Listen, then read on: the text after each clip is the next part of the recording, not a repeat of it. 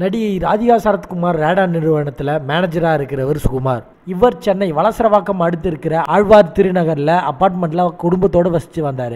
Summer ஹாலிடேஸ்க்காக தன்னுடைய wife மற்றும் குழந்தைகளை சொந்த ஊருக்கு அனுப்பிவிட்டு தன்னுடைய வீட்டில் சுகுமார் கடந்த மாதம் ஃபுல்லாக தனியாக இருந்துட்டு வந்தார். வாணிராணி சீரியலில் நடித்த சபிதா ராய் மேனேஜர் சுகுமார் வீட்டுக்கு போய் பண பிரச்சனை காரணமாக 2 பேரும் முடிய பிடிச்சு இழுத்து தெருவில் கட்டி புரண்டு சண்டை போட்டுக்கிட்டாங்க.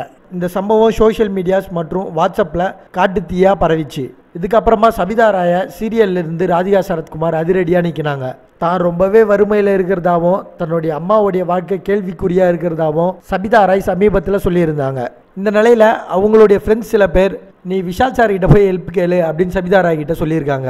சபிதா ராயும் விஷால் கிட்ட போய் நடந்த சம்பவங்கள் எல்லாத்தையும் விளக்கி இருக்காங்க. ரொம்பவே இறக்க குணம் கொண்ட நம்மளுடைய தயாரிப்பாளர்கள் சங்க தலைவர் விஷால் தான் நடிச்சுட்டு வரும் இரும்பு குதிரை படத்தில் சபிதா ராய்க்கு நடிக்க வாய்ப்பு கொடுத்துருக்காராம். இந்த வாய்ப்பை பயன்படுத்தி சினிமாவில் ஒரு பெரிய நிலைக்கு வரப்போகிறேன் அப்படின்னு சபிதா ராய் தன்னுடைய ஃப்ரெண்ட்ஸ் கிட்ட எல்லாம் சொல்லிட்டு வராங்களாம். இந்த செய்தியை பற்றி நீங்கள் ஏதாச்சும் கருத்து கூற விரும்பினா கமெண்ட் பாக்ஸில் போய் கமெண்ட் பண்ணுங்கள். நான் உங்களை அடுத்த வீடியோவில் சந்திக்கிறேன். நன்றி.